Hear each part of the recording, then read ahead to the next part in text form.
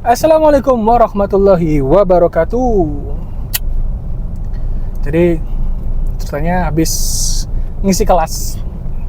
Temanya tentang komunikasi dan dampaknya terhadap service excellence, pelayanan. Nah, dan di kesempatan kali ini saya ingin sharing sama teman-teman semuanya sambil nemenin saya di perjalanan pulang tentang beberapa poin yang saya sampaikan tadi. Silahkan simak videonya sampai habis.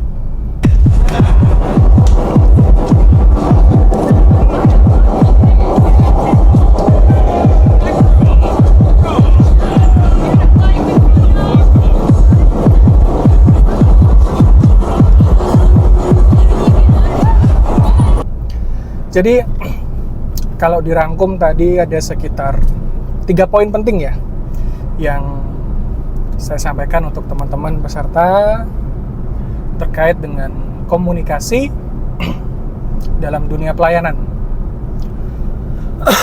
Jadi hal yang menariknya adalah yang pertama, poin pertama, saat berkomunikasi dengan customer, dengan klien, dengan pelanggan gitu-gitu, biasanya kan kita terpengaruhi oleh cara mereka dalam berkomunikasi.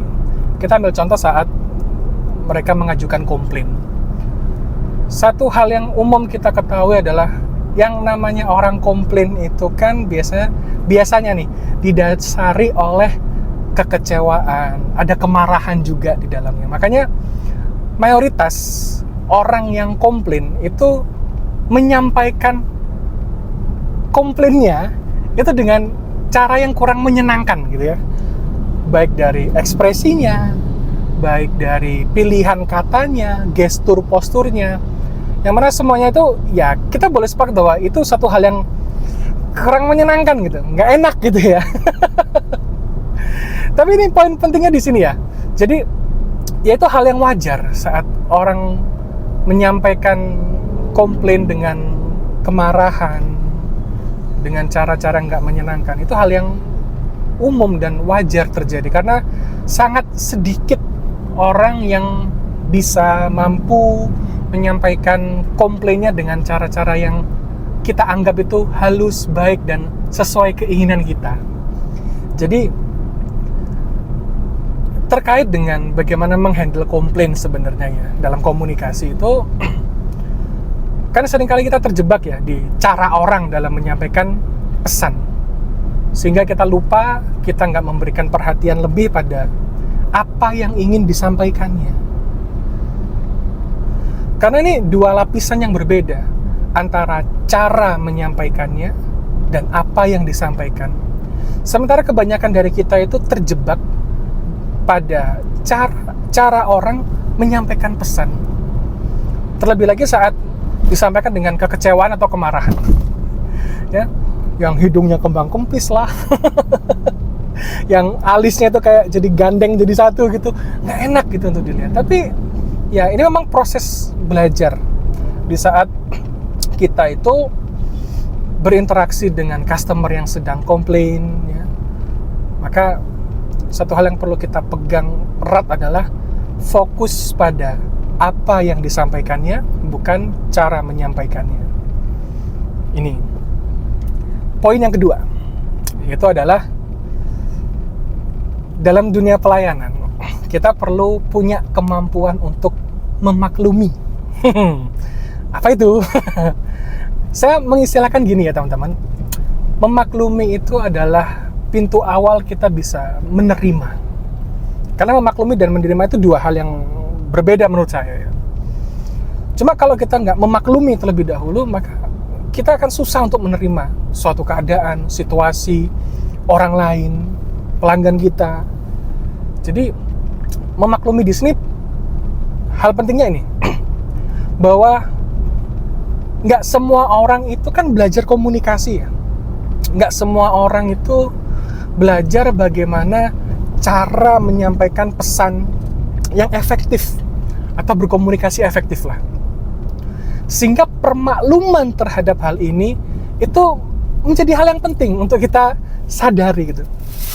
Orang itu menyampaikan suatu pesan, informasi ya sesuai dengan kemampuannya gitu. Ya memang cara yang bisa dia pilih, cara yang bisa dia lakukan saat berkomunikasi, ya dengan cara seperti itu. Dan kita nggak bisa menuntut, harusnya kalau kamu ngomong sama aku kayak gini dong, harusnya kalau kamu komplain sama aku kayak gini. Itu nggak bisa. Makanya kita perlu memaklumi dulu lah hal ini, bahwa setiap orang tuh kemampuan komunikasi, level komunikasinya itu berbeda. Sehingga saat kita memaklumi hal ini, kita menjadi sadar dan kita bisa lebih mudah menerima keadaan saat kita berinteraksi dengan gap level komunikasi yang berbeda. Jadi itu poin keduanya. Poin yang ketiga adalah dalam berkomunikasi kita perlu untuk belajar mendengarkan secara aktif atau active listening. Karena dua hal yang berbeda antara mendengar dan juga mendengarkan. Setahu saya mendengar itu adalah kata sifat, mendengarkan adalah kata kerja. Kebanyakan dari orang-orang yang berada di dunia pelayanan itu belum sepenuhnya menerapkan mendengarkan, mendengar secara aktif, active listening. Kebanyakan dari mereka sebatas hanya mendengar. Karena gini, semua manusia yang normal itu bisa mendengar, mampu untuk mendengar. Tapi ketika mendengarkan, ini kan menjadi hal yang berbeda tuh ya. Beda banget tuh. Karena di saat kita mendengarkan, artinya kita hadir utuh saat ini, di sini. Kita menangkap apa pesan-pesan pentingnya.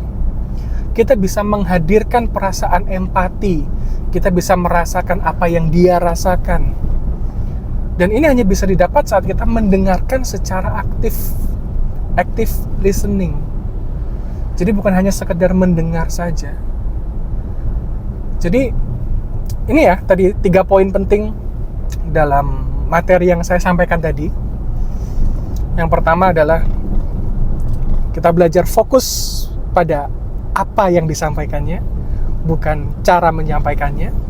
Yang kedua, kita perlu untuk terus belajar memaklumi orang lain karena perbedaan atau gap level kemampuan berkomunikasinya.